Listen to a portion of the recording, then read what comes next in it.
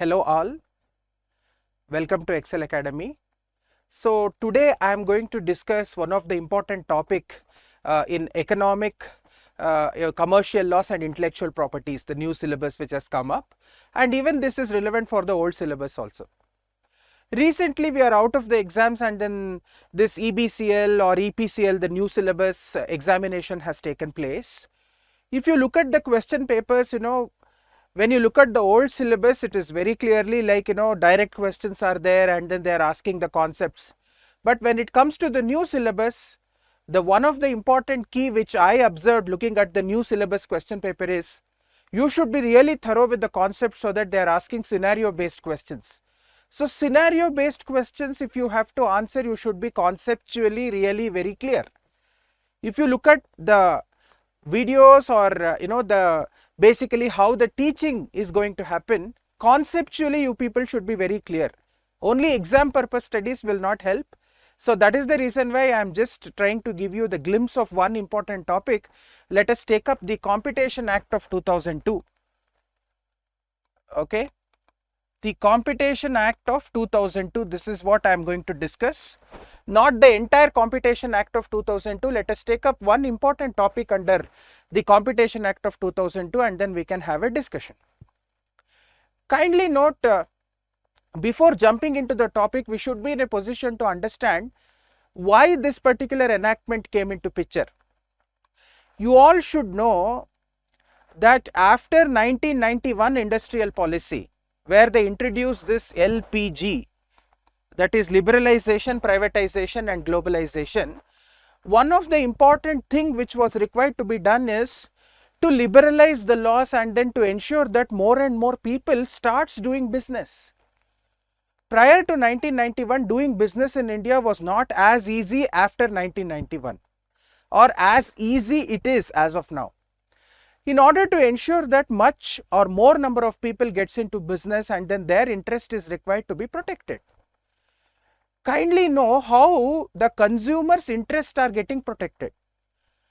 I am not telling that prior to this Competition Act of 2002, there was no other laws which was protecting the interest of consumers. Prior to the Competition Act, we had this Monopolies and Restrictive Trade Practices Act, that is called MRTP, that came I think in the year 1969 if I am not wrong. So like this we had other enactments which was specifically discussing on the competition related aspects. You all should know why competition is important in the market for that matter. What is the importance of competition? Imagine that there was only one shop selling petrol. Let us not take the example of petrol because this is highly regulated. Imagine there was only one shop which was manufacturing a particular kind of an outfit. It might be a fabric or a t-shirt manufacturer. Whatever price he fixes, that will be the final. We will end up in monopoly. But if there are more choices, there are more number of people coming forward and doing business, then definitely the consumer will get choice and then the price will be low and then he will get lot of opportunities wherein if he is not interested with this brand, he can get into another brand. That is one of the important advantage of having competition. The Competition Act of 2002 is clearly talking about this. It is addressing one of the important aspect where in order to ensure that the competition is always there in the market, competition has to be always present in the market, because we have spoken about briefly what are the advantages of competition. In order to protect the interest of consumers, that is most important, protecting the interest of consumers.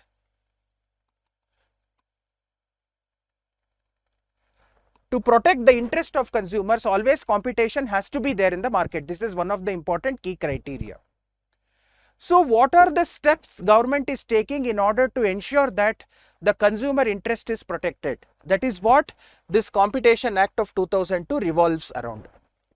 Okay, how the steps are taken by the government in order to ensure that the interest of the consumers are protected. Kindly note, we are treating consumers as king. Initially, if you look at 100 years ago, we had the doctrine of caveat emptor.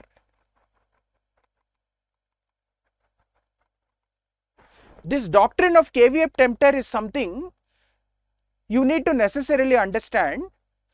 we used to say whoever is buying the product, he has to be beware. He has to see whether the product is matching the specific quality, whether the product is matching the specific criteria. Then only those products will be, the consumer has to take it. If that particular product is not meeting the criteria, if there are any defect in goods, then government was not coming forward to protect the interest, because the person who is buying it, he has to inspect it properly and then he should ensure that the product meets his requirement, and then only he should buy. That was the kind of situation we had. That is called doctrine of caveat emptor. Caveat means the consumer is responsible. If he is buying the product, he should ensure that it is meeting all the criteria, there is no defect or deficiency. But nowadays it is not like that. From the doctrine of caveat emptor, we have shifted to the doctrine of consumer sovereignty. Consumer sovereignty. Consumer sovereignty means consumer is treated as king. From the consumer has to be beware, that is from the doctrine of caveat emptor, we have shifted to the consumer sovereignty. That means each consumer has to be treated as a king. To that extent, revolution has taken place. Even more, lot of products are getting introduced and then lot of imported products are coming in. Government has to take various steps in order to ensure that the consumer's interests are protected. To ensure that the consumer interests are protected, you have various legislations. You have the Consumer Protection Act, you have the Contract Act, you have NDPS, that is Narcotic Drugs and Psychotropic Substances Prohibition Act, and Competition Act of 2002 also. So what do we have to understand under this particular, the Competition Act of 2002 is that, how government is taking steps in order to ensure that the consumer interest is protected. Please see here, there are various parts of the Competition Act, but let me discuss the three important pillars of the Competition Act. I will call it, they are the pillars of Competition Act of 2002. Okay. The first one is prohibition. How Competition Act is trying to protect the interest of consumers. First one, it tries to prohibit anti-competitive agreements. Okay. The first important way in which the Competition Act tries to protect the interest of consumers is by way of prohibiting the anti-competitive practices or anti-competitive agreements. This is point number one. The second important way in which the consumer interest is protected, or the steps taken by the government in order to ensure that the consumer interest is protected, is by way of prohibiting abuse of dominant position. Abuse of dominant position. Please note, under anti-competitive agreements, abuse of dominant position, every aspect specific questions are asked in the examination. Either you get a direct question or scenario based. More of it in the new syllabus, what I saw is they are asking scenario based questions. So conceptually you people should be very clear and you should follow the examples very clearly so that you can apply the law over the set of given facts. That application skills is what is tested, because that is most important for a company secretary. Because if a company secretary wants to advise the board of directors, he has to analyze the law in line with the scenario or in line with the requirements. So analytical skills are the most important knowledge which is required to survive in the profession of company secretary. So this prohibition of abusing the dominant position, this is the second important way in which under Competition Act of 2002 the government is trying to protect the interest of consumers. Third one, by way of regulating the combinations. By way of regulating the combinations. This is the third way in which the specific provisions are created, wherein how the combinations, please note, combinations are nothing but mergers and acquisitions. I will call it M&A. Imagine huge companies are getting merged. what is the impact over competition? I'm just giving you a hypothetical example, whether I can say it in the public domain or not. This is so hypothetical. Say big two giants like Reliance and Tata's, they want to merge. What is the impact over competition? Definitely there might be situation where we may end up in monopoly, because both the companies are giant conglomerates. Conglomerates means Tata, if you look at, they are into salt to software. Reliance is into all kind of businesses. If these two companies, hypothetically, it is not going to happen. If it gets merged, definitely majority of the market share they will have, and then that kind of combinations, depending on the threshold limit specified in the Competition Act, they want to regulate it. So by way of regulating this, they are trying to protect the interest of consumers. That is, government is trying to protect the interest of consumers. These are the three main pillars of the Competition Act of 2002. That is, prohibiting the anti-competitive agreements, prohibiting abuse of dominant position, and thirdly, regulating the combinations. Combinations are nothing but mergers and acquisitions, or takeovers, whatever it might be, where two giant companies or two big groups are coming forward, whether it might be within India or outside India. All the aspects will be taken into consideration, and then if they meet the specific threshold criterias, then they have to go for approval. Without the approval, they are not allowed to enter into that particular combination. So where they have to go for approval, even that is provided under Competition Act of 2002. There is an entity called CCI. It is called Competition Commission of India. Competition Commission of India, it is called as CCI. This is a quasi-judicial body. Even company secretaries are allowed to appear before this particular entity, and they are allowed to practice before Competition Commission of India. That is the reason why they have kept this Competition Act of 2002 in the syllabus of executive program itself. Now, after briefly understanding this, kindly note all these things will be specified in 1 sections. I am talking about what are the important content of that particular section, that is most important. See, this is mentioned in section 3, that is anti-competitive agreements of Competition Act of 2002.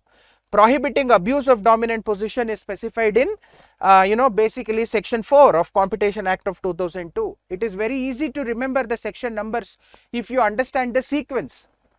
Then you have regulation of combinations as described in section 5 and section 6 of Competition Act of 2002.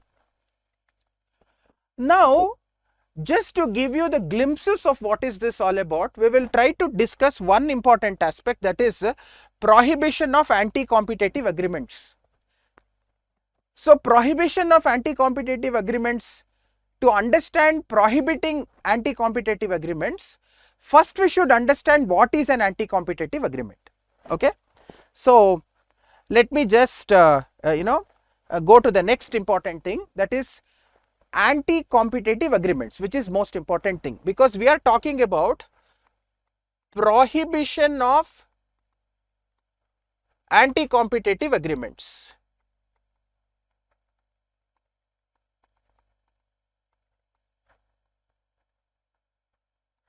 Correct? Prohibition of anti-competitive agreements means first we should understand what is an anti-competitive agreement. You have the provision specified in section 3 of the Competition Act of 2002. First, let us try to understand what is an agreement.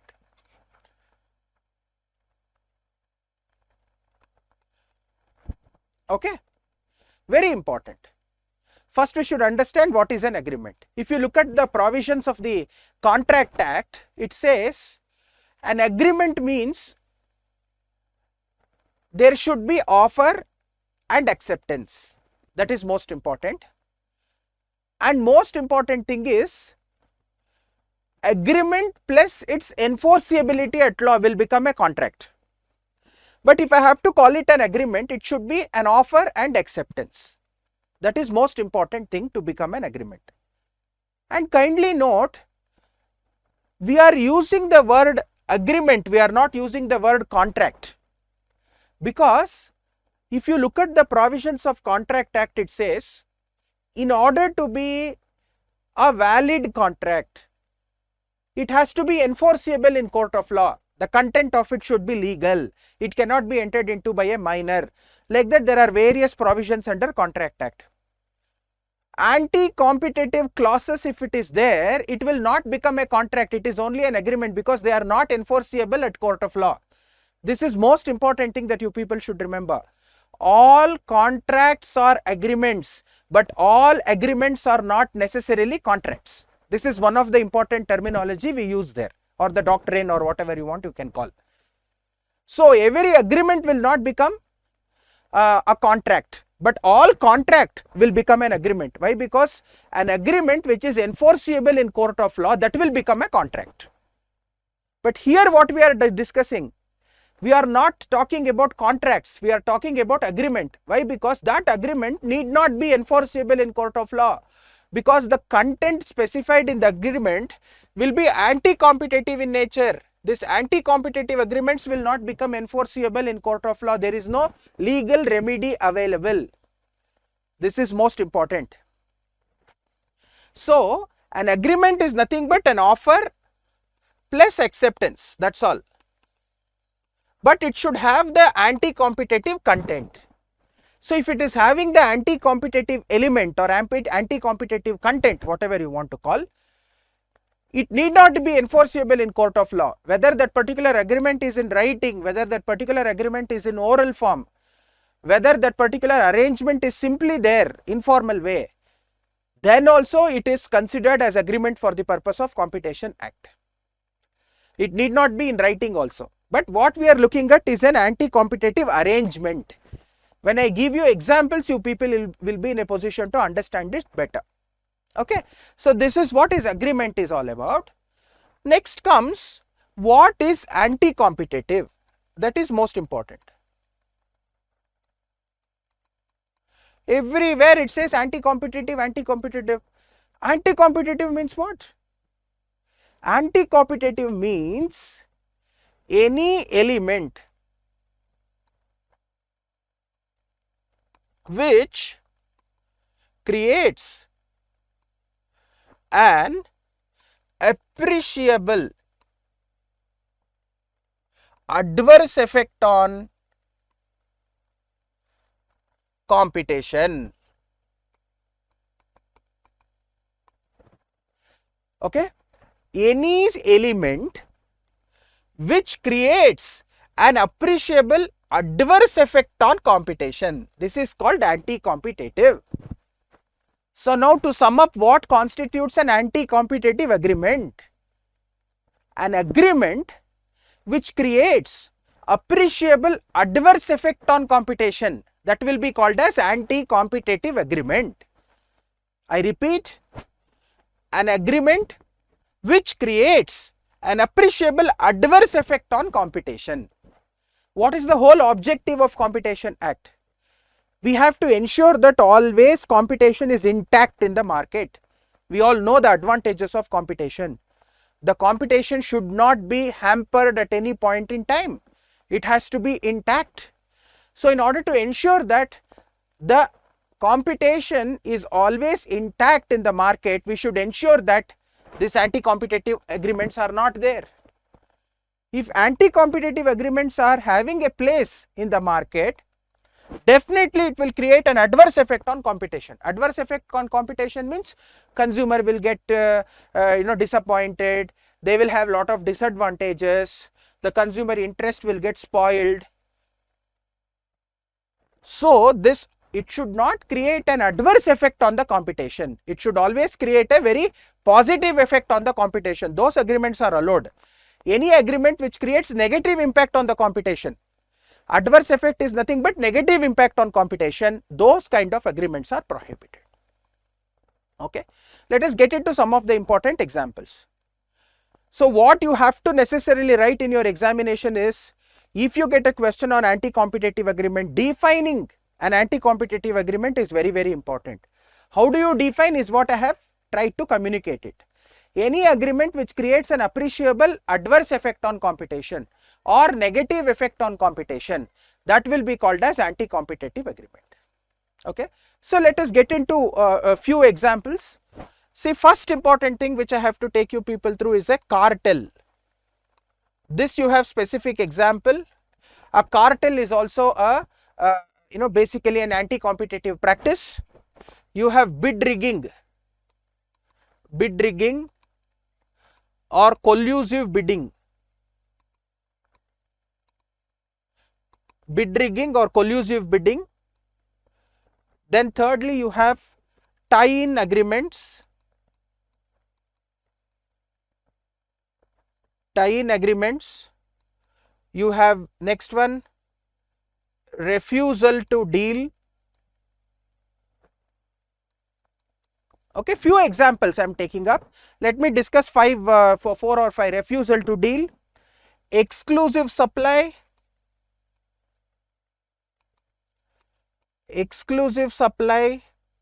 or exclusive distribution agreements.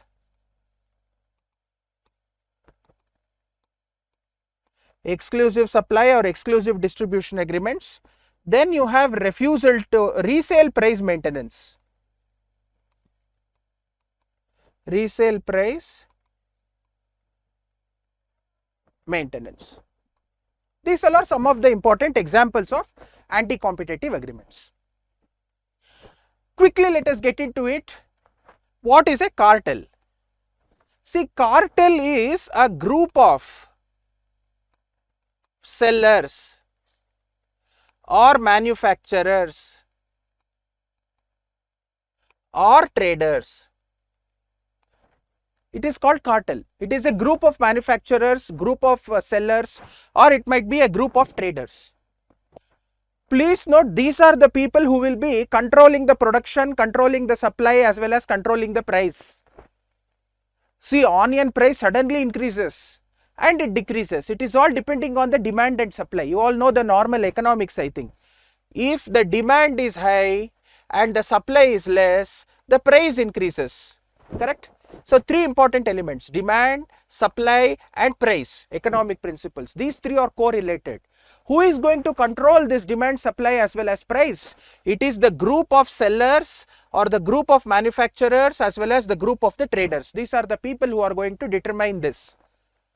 If they are creating any artificial demand in order to ensure that they want to increase the price, like take for example, like now the rice price is constantly increasing. Why the rice price is constantly increasing? Because there is more demand, the supply is less. What we need to see, what is this cartel is doing, whether the traders have kept the entire stock in the godown, they are not releasing it in the market, because in order to bring down the price, the supply has to be increased. What are these people doing? So we need to necessarily understand. So these cartels play a very important role. They can positively impact the competition, they can negatively impact the competition. If they are negatively impacting the competition, take for example, as I told you, all this, demand, supply as well as price, this control, if they are trying to do, and they are negatively creating the impact on the market, those kind of cartels has to be prohibited. Even that will be considered as anti-competitive. This is example number 1. The second important example is bid rigging or collusive bidding. I think you all know how the government projects will be awarded. That is through a process called tender, or it is called as auction. Okay, this is called competitive bid. You all know, take for example, a road has to be laid, 10 kilometers road has to be done in your village. So that to whom the contract has to be awarded, for which a tender is called. All 10 people will come and sit, they will submit their proposal. The person who is doing the tender, he is given the authority, whoever bids the lowest, for him the tender will be awarded. Correct? I will say I will lay 10 kilometers road at 5 lakh rupees. That is the lowest quote. The other fellow quotes 7 lakh, other fellow quotes 8 lakhs. This 5 lakh rupees whoever quotes the lowest, for him the contract will be awarded by the Panchayat or Jilla Parishad, whatever it might be.